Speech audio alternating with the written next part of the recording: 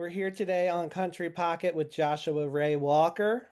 He ain't dead yet. And that is the name of the song you just heard.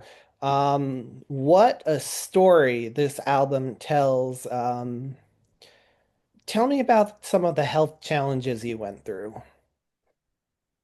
I was diagnosed with stage 3B colon cancer at the beginning of 2024. What led to that was a bout of appendicitis in um, in Reno. I was out on the road opening up for the Killers, and my appendix perforated during a performance. Um, I went to the hospital in Reno. They found something on a scan. I came home to Dallas, and then a few months later, we cleared the calendar, and I spent all of 2024 um,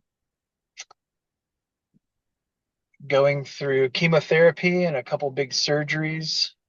Um, and it was, a trying time. And now I can't believe it's been a few years now. I'm home for like a week and I'm getting some checkups while I'm here. And so far, everything's going well. So cancer free for over a year and a half now. Wow, I mean, thank God. Maybe in a strange way, your appendix was there to help you. Yeah, I mean, if I hadn't had appendicitis, it probably would have taken me a little longer to figure out that I had a mass in my colon. So yeah, silver lining, I guess. Yeah, I mean it's hard to find a silver lining in a situation like that, but yeah, it's still worth finding. Tell me about what you're going through mentally, sort of the time when this album was written and that time when you're home in Dallas. It was the first time in my adult life that I wasn't traveling. So I had a lot of downtime. I put a lot of that energy I would have had on the road into writing and making records. My best friend John Pedigo, who's also my producer, lives about 5 minutes from me. So I spent a lot of time during chemo just sitting on his couch, and we said we were going to write a song a week, and we did. We wrote 50 songs in a year and made 3 records. Ain't Dead Yet that just came out is the third of those. I put out Tropicana last summer and a album called Stuff in the fall. And this is kind of the last of what we call the cancer tapes that just came out. And it was a very creatively fulfilling time period. And um, it was a trying time for sure, but a big change for me having so much time at home to see family and friends and things of that sort. You you sort of talk about feeling a little like there's a miracle in all this. On Ain't Dead Yet. You talk about trying again. What does trying again mean for you?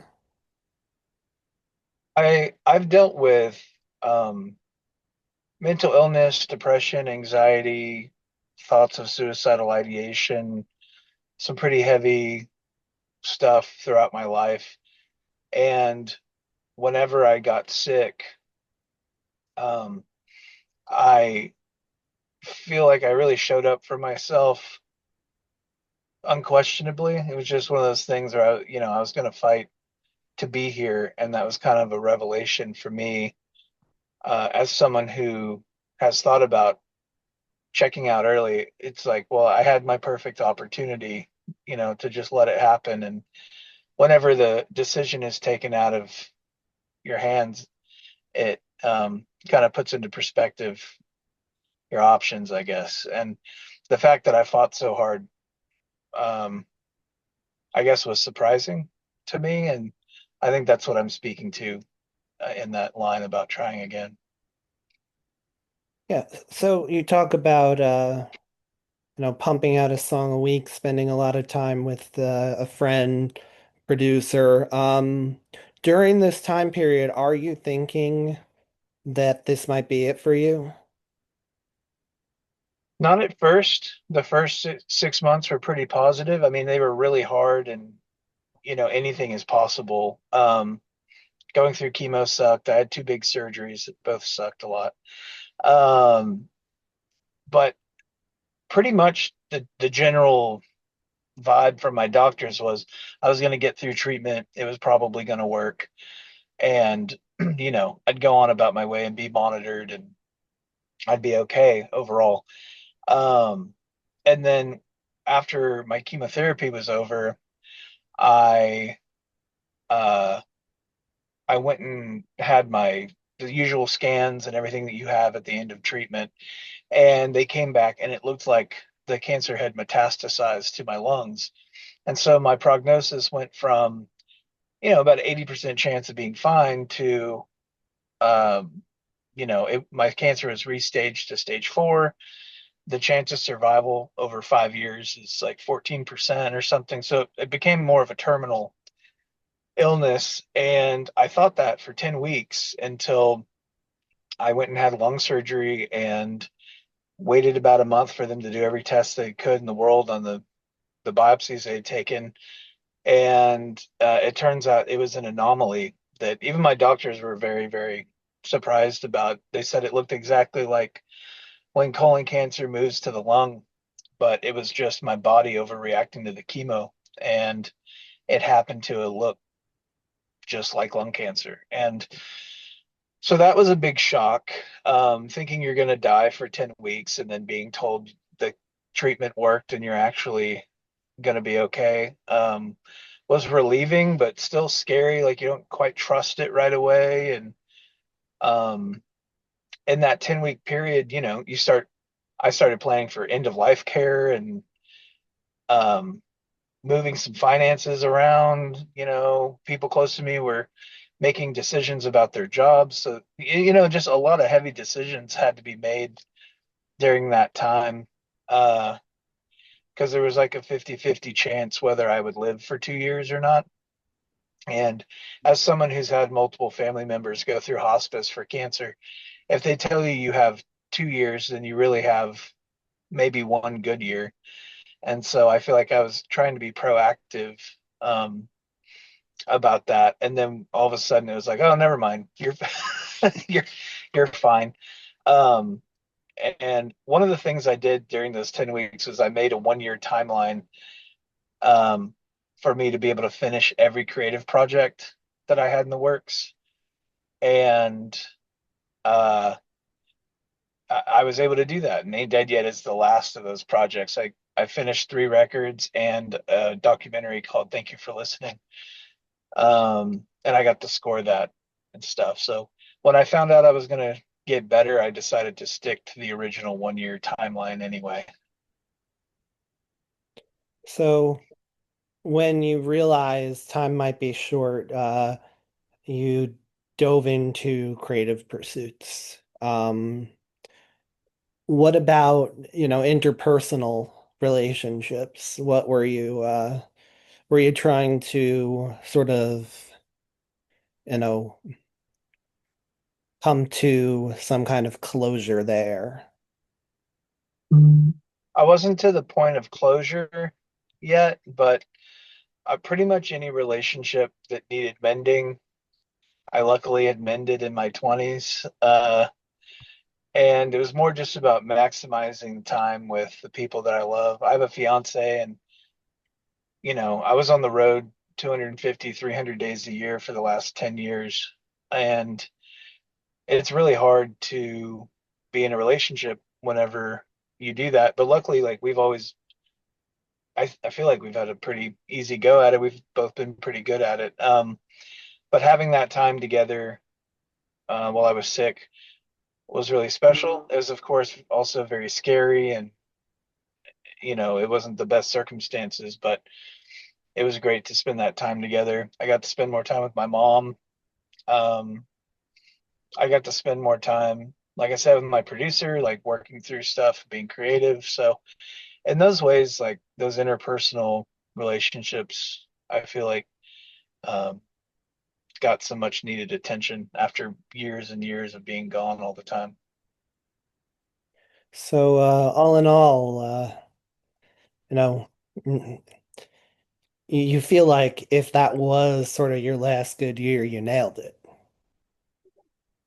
I feel like yeah, I got engaged, um, took care of my mom, got a lot of art made. If that had been the last year, I feel like I did a pretty great job. So that's nice to to know. That was my biggest takeaway from getting sick, or really being told that I was probably going to die, is like I made a list of everything I wanted to do in that time and what I wanted my life to look like and what was accomplished, what could be accomplished within 2 years. And that was the first time I took an inventory of my life where um, the goals weren't 5 year, 10 year, 20 year goals. They were short. What can happen in 2 years?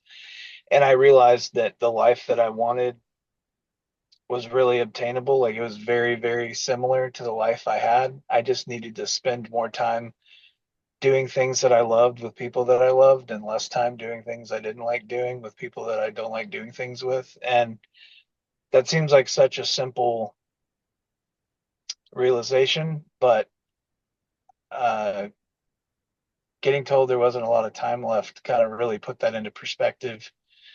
And I feel like a lot of people, myself included, you know, I'm willing to put up with so much that I don't like. My threshold for things I don't want to do is so high, um, because we're all working towards some payoff in the future, whether it's financial payoff or career or whatever. It's like I'm going to enjoy myself when I have all these things in a row. And um, by shortening the timeline and realizing like I don't have enough time to build whatever that life is, like what can I do to make the life I have right now the most enjoyable? And I realized like there was really simple changes. And that was kind of my biggest takeaway from getting sick. Going forward, are you back to the road 300 days a year? Not 300 days a year. I'm doing a pretty heavy tour this year because I feel like it's my victory lap in a way. Um, and I'm doing quite a few shows all over North America and Europe. I'm actually leaving for Europe in a couple of days. Um, and I'm not going to be as busy, I'd like to cap it somewhere around 150. I think like 150 days on the road a year is probably uh, a healthy workload without overdoing it. Well, it sounds like maybe you lost a few of your insides, but you gained some perspective. Definitely. I would say I'm happier now than I was before I got sick. And that's a pretty big upgrade. So that's good. Well, let's talk some more future plans when we come back. Right now we're gonna hear Chasing Sunsets.